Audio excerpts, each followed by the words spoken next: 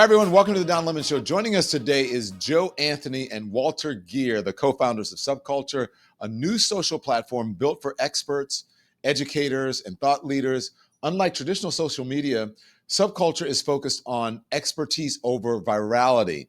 Interesting concept, right? Giving creators real tools to monetize their knowledge and build intentional, inclusive communities. I'm so glad that both of you are here. Thank you, gentlemen, for joining. How you doing? Thank you for having us, Good. Don. We're excited to be here. Indeed. Thank you. So Anthony or Walter, either one of you can answer. I'll let you Yeah. guys fight it out. But what was the spark behind launching Subculture, and how is it different from platforms like Substack, Reddit? Oh, great question. I think it's no secret that social media isn't what it used to be.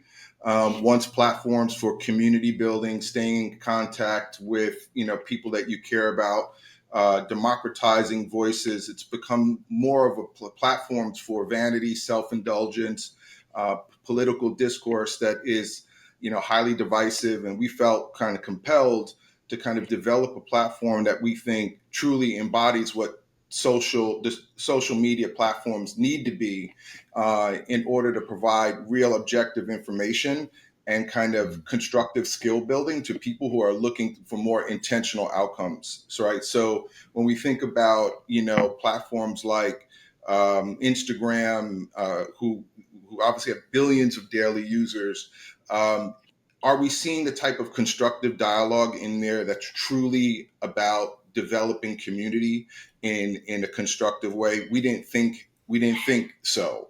And so we felt that with individuals in our age group who've grown up with social, but kind of have outgrown it, it was time to kind of introduce something that was a lot more intentional in terms of really being constructive and providing tools and resources, not just for creators, but for individuals that are looking for more substantive exchanges with people that they actually are looking to learn from. Well, Walter, correct me if I'm wrong, but he's talking about Instagram. I mean, that's really about sharing your outfit and your food or whatever, right? It's not about really building anything. And look, nothing wrong with Instagram, but it's a completely different concept, I think, that you're coming up with. The platform has been described as experts as the new influencers. What does that mean, and why does that matter now? Tell me about that. Yeah, I'll start from the top really, because I think when we start to talk about why this was created, I think, it was created as an intentional response to an industry that has long profited from culture while excluding the very people who shape it, right? And that's the reality. So, we live in a world where, most of the influential voices often go unheard, not because of lack of talent, but because of systemic barriers, right? And so, this was built in a way to really kind of change that and to give all creators, especially those from historically underrepresented communities, a place to have their own narrative and build community on their terms. Now, when we start to talk about like the heart of the platform, like this is about more than content, right? It's about giving creators tools to build wealth, community, and legacy, right? And so far too many creators build massive cultural influence and see none of the return. I mean, we look at TikTok and the dance moves and all this type of stuff. So Subculture really allows creators to publish freely, build a following, and then generate income without really giving up ownership of the very thing that they're creating and leaning in on. Yeah, it's interesting that you bring that up because I remember over the pandemic, right, when TikTok was really taking off and all these dances, and it would like these Black creators who would create the dance, and then but the white, I guess the ones who followed it or took the dance, they would make all the money from it because they had more followers. It was just interesting. It was like, wait a minute, that was a dance that was a Black creator, and now this guy over here or a young lady over here is actually reaping the benefits and the rewards from that. How do you fix that though? Because I mean, social media, as I just said, what it rewarded there was virality, right? And it also rewards outrage as well. So how is Subculture going to avoid becoming another toxic space, and how is it going to figure out who should monetizing or making the money off of something that has been created? Well, look, that's a great question. And I think what we've seen is a scaling back of content moderation by the bigger platforms to appease the current administration so they could amplify specific voices that, historically would have been taken down or flagged for inappropriate content. And I think what we want to do is bring back content moderation, where if someone is saying something inappropriate or doing something in a manner that we feel is toxic to the community, we have to be proactive in trying to take that content down, or really being selective in terms of which creators continue to exist on the platform. And I think we're just seeing liberal voices nowadays being somewhat suppressed. And as a result, we really kind of need to figure out some counterbalances with respect to how do we make sure that those voices don't get suppressed, because the algorithms are being created by individuals that may have a different agenda, right? And so for us, I think it's two-part. It's how do we put the control in the creator's hands to really engage their community without any kind of algorithmic favoritism? And then how do we make sure that we impose the proper type of content moderation that doesn't see certain toxic content risen to the top because it promotes a specific agenda that we don't think is Joe, constructive?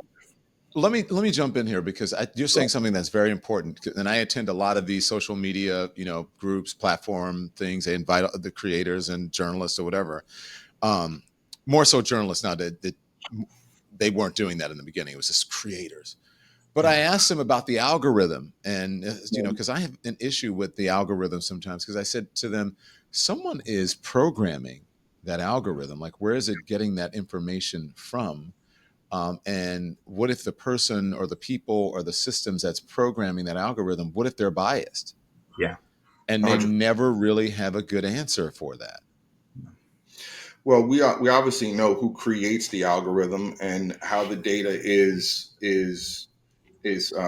conditioned. And if you're not putting in data that includes the idiosyncrasies that are reflective of all cultural audiences, then you're definitely Mm, going to have specific content that doesn't rise to the top that should, because it's maybe being disproportionately flagged or seen as unsafe. Both Walter and I have roots in advertising. And there's a lot of controversy right now going around the large language models that really kind of inform how ads are deployed. And you have certain colloquialisms and terminology that are endemic to specific communities. Like fire doesn't mean call the fire department all the time. Dope doesn't always mean cocaine, right? So when you start thinking about colloquialisms that are endemic to our communities, if someone doesn't understand those nuances and are programming these data models, they could disproportionately impact us and not necessarily provide us with the same objective opportunity. The simple reality is that a lot of times when you get into talking about platforms like this, technology, things like AI, the simple fact is that you need to ensure that you have multitude of different types of people, backgrounds, and ethnicities all involved in creating these solutions. The problem is it's often one-sided, right? It'll often be like white men that are focused on skills. Yes, you're going to see massive amounts of bias, which is unfortunate to say the least, but also harmful at the end of the day. So, everyone, people build their careers and lives on social media platforms. Monetization is a big part of that, and it's a big part of your pitch as well. How exactly do you think experts can make money here? You call them experts, right? Over Yeah. just creators or contributors. How can experts make money, and why is that better than somewhere even like a LinkedIn? Well, I think we're moving into a skills-based economy. I think the industries that really kind of govern how people can prosper, generate wealth, is really a function of how quickly they can upskill themselves. So I think people are looking for platforms where they can find communities that can give them access to insights, to skills, to ideas that allow them to be more competitive in a marketplace that's changing, rapidly. And so that's really where the expertise comes in. I think influencer has almost become a bad word because anyone who growth hacks a following is now an influencer, but maybe void of a Right, specific expertise, right? So right, it's really right. important for us, whether you are a fashion person or you are a chef or you are somebody who can teach people how to trade stocks or fundamental aspects around AI, we want Subculture to be the place where you feel that you can best market, merchandise, and monetize your content and your point of view, as long as it's in the spirit of really being constructive in trying to make society better and equipping people with the things that they need to compete. You guys have talked about using blockchain and AI to empower creators. These are very powerful technologies now, somewhat controversial, some sense. How does that play? How do those technologies play in subculture's future? I think in our future, that's a great question. AI is obviously going to be a tool that we use to help creators more efficiently create and publish content. But it's also going to be a way where users can engage their creators in more dynamic ways. So, what we're starting to see is this idea of how creators can almost automate their points of view. How can they build their own large language models within these bigger platforms, right? That can allow people to engage them in a more automated manner, right? So just think about Don Lemon being able to be 24/7 on and being able to engage with your audience, whether you are actually live and present or not. But your large language model is trained to answer questions as if it's yourself, right? So what creators are looking for are more efficient ways to kind of engage their audience in a more omnipresent way. And we think AI could be constructive in allowing that type of conversational AI and kind of Q&A that is really endemic to where these social communities act, but in a more always on capacity. Oh my Right. And gosh, so I'm on enough. People are going to get sick of me, guys. No, but Don, think about this for a second, Don.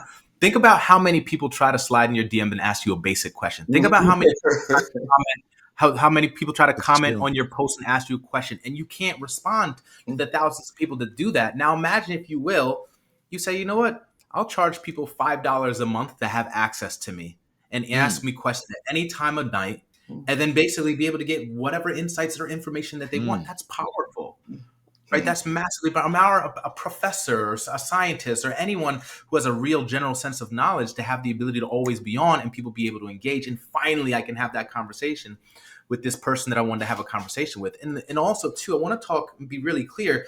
We're not trying to be bigger than everyone else, right? I think what we're trying to focus on is being better, right? And being more intentional, being more inclusive, and more importantly, being more human, right? And Mm. so, unlike many other platforms that are focusing on scale, like Subculture focuses primarily on purpose, right? And it doesn't just amplify those individuals who are the loudest, it supports the individuals that they're most authentic.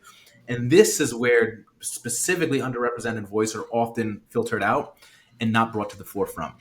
And we can go back to the block question as well, Don, because that's really important as well, because it is very controversial.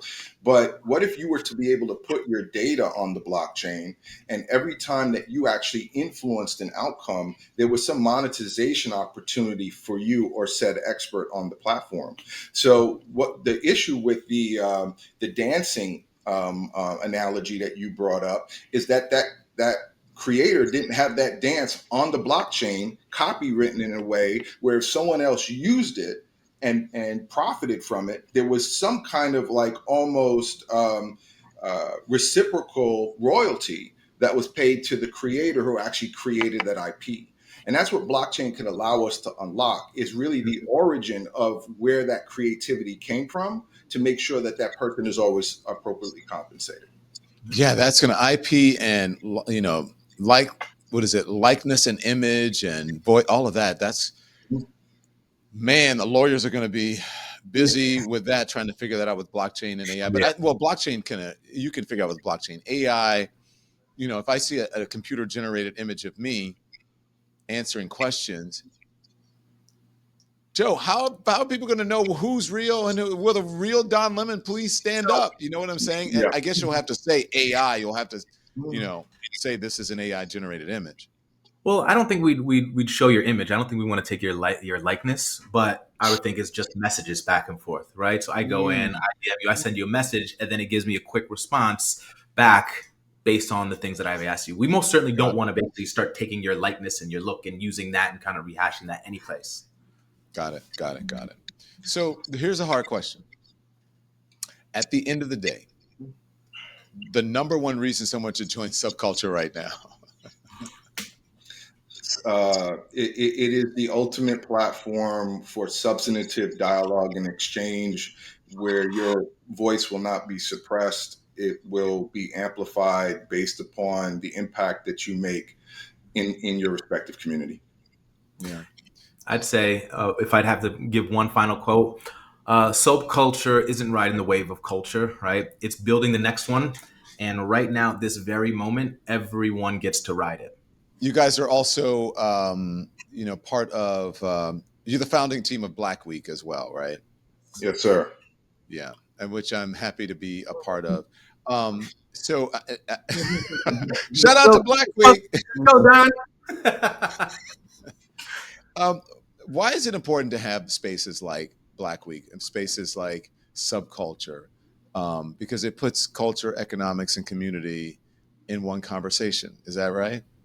I think you nailed it. I mean, we created Black Week because there's this misnomer around D&I being this kind of platform or altruistic endeavor that brands have had to do in order to put, check some political box versus it being good for business. And we could look at every major statistic in America. If you take Black and brown buying power out of that equation, America will be bankrupt itself. So we drive not only trillions of dollars in spending power, but multi trillions of dollars in the influence, the buying behaviors that we influence. And I think what is important is we start talking about some of the insight gaps that exist that brands need to have in order to kind of properly develop who their total addressable market should be, who they should be investing in order to grow their business, versus it continuing to be kind of looked as D&I as this charitable exercise, right?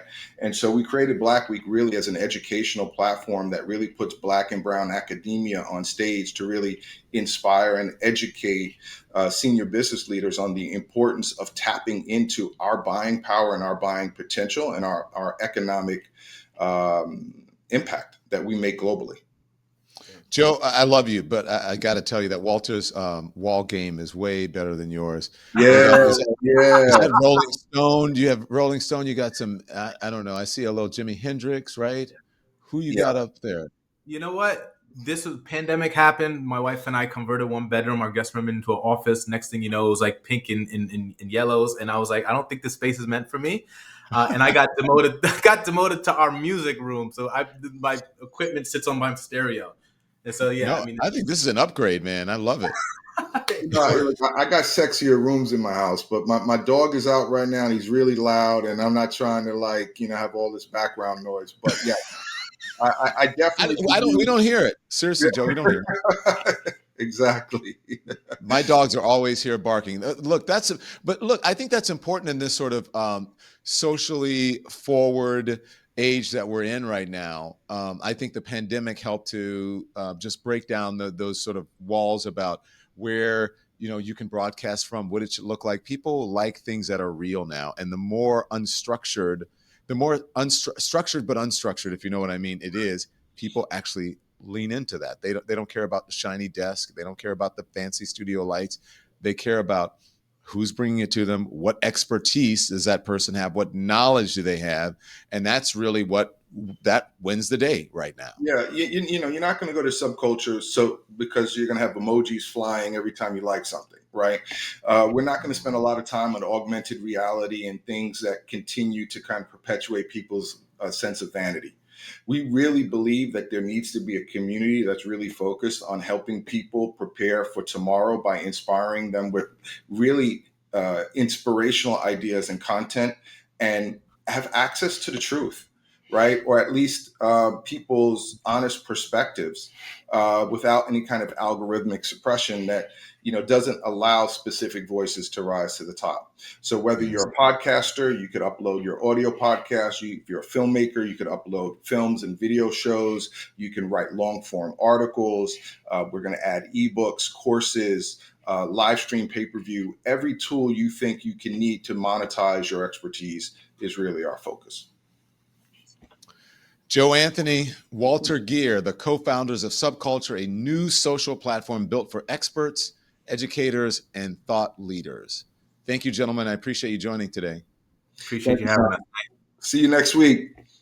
Thanks everyone for watching. Your support means the world to us. So make sure you hit the like button and you subscribe to our channel to make sure that you never ever miss a video. We're live every day, 10 a.m. Eastern time. We drop even more content at 2 p.m. Eastern and 5 p.m. Eastern. And if you want more Don Lemon Show content, we'd love for you to become a member of the Lemon community, where you will receive access to special community posts. You'll get exclusive content and members only live shows. So head over to our channel page or click the join button on this video.